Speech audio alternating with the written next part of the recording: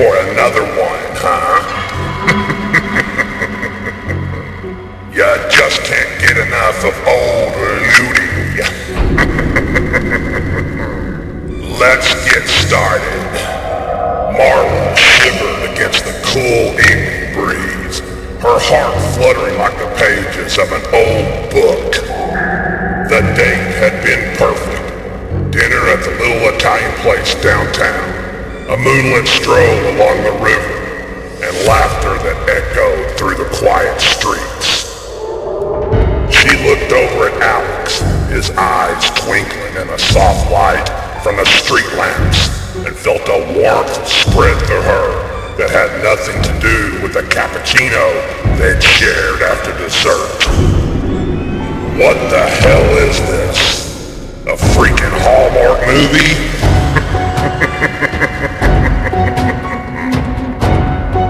They turned onto Elm Street, a shortcut that would take them past the old library and home.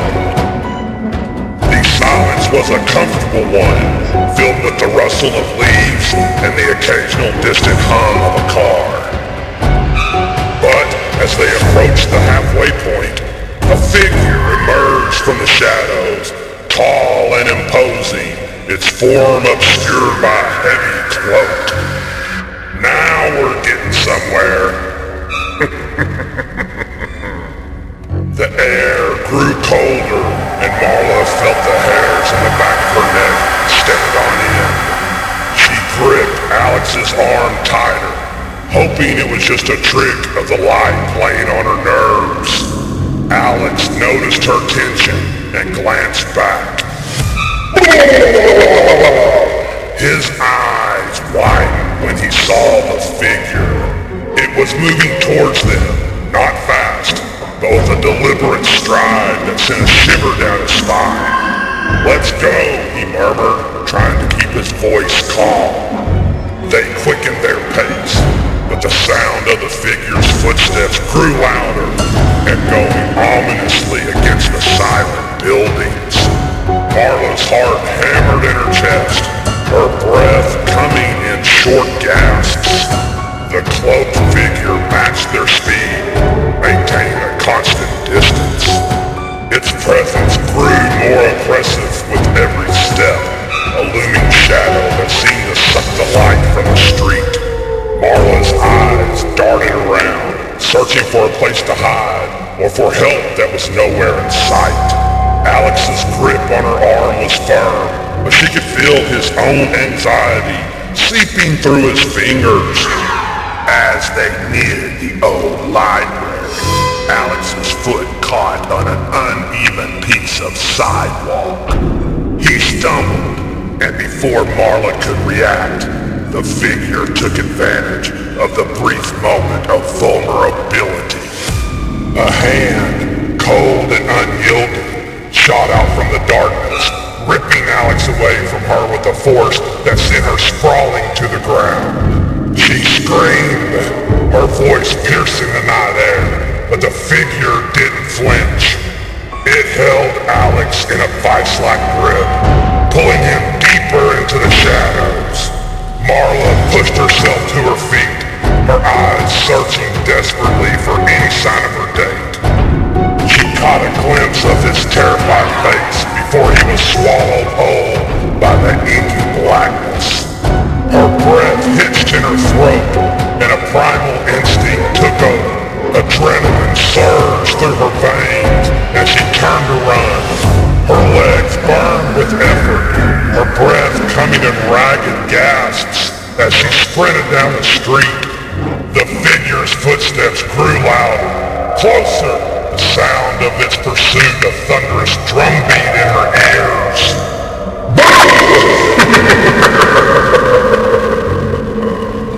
The growl that emanated from the shadow was deep and primitive, a sound that didn't belong in the quiet neighborhood she'd known her whole life. It sent a shiver down her spine, as she knew without a doubt that this was no mere mugger or drunk outlate. This was something else entirely, something that didn't belong in the realm of the mundane. She could feel the figure's malevolence powerful force that seemed to thicken the very air around her. Marla's knees trembled as she stumbled to the first house, pounding on the door with all her might. The echo of her knocks reverberated through the silent night, but no lights flickered on, no curtains twitched aside.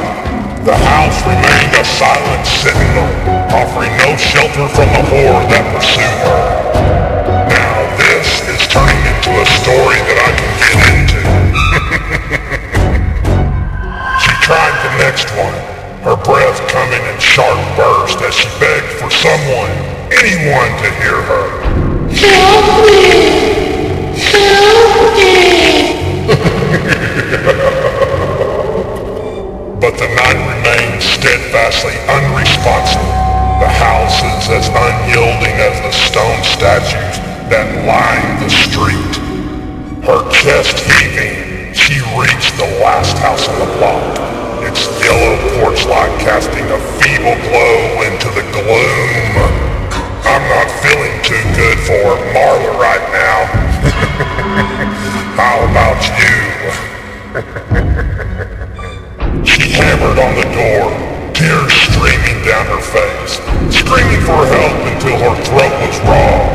The sound of the dark figure's approach grew louder, its breath hot and foul on the back of her neck. The door to the house began to inch open, a sliver of hope in a sea of terror. But before she could reach the safety of the threshold, the figure's hand clamped down on her shoulder. A blood-curdling screech tore from her lips as she was yanked backward into the cold embrace of the night. The door swung wide, and the horrified faces of an elderly couple peered out into the darkness. They saw the cloak, the flash of something not quite human in the shadows, and heard Marla's desperate cries cut off abruptly. The woman's hands flew to her mouth, and her eyes widened in shock. With trembling hands, the elderly woman slammed the door shut, the sound of the lock clicking into place, a final desperate attempt at defense. Here comes the boogeyman! They stumbled back, their hearts racing in their chests like wild horses. The floorboards creaked under their weight as they stumbled into the living room, knocking over a lamp in their haste. The room plunged into darkness, the only light coming from a flickering TV, casting eerie shadows across the walls. A low, rumbling growl slowly approached the door, then went silent. The couple looked at each other, terrified with horror. A light knocked on the door, then silence. Call the police, the man yelled, his voice shaking as badly as his hands. He gestured frantically toward the phone on the end table. The woman nodded, her eyes wide with terror. As she fumbled with the receiver, she dialed 911, her voice shaking as she whispered her plea for help.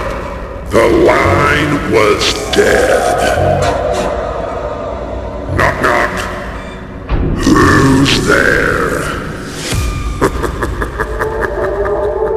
I just love happy endings, don't you?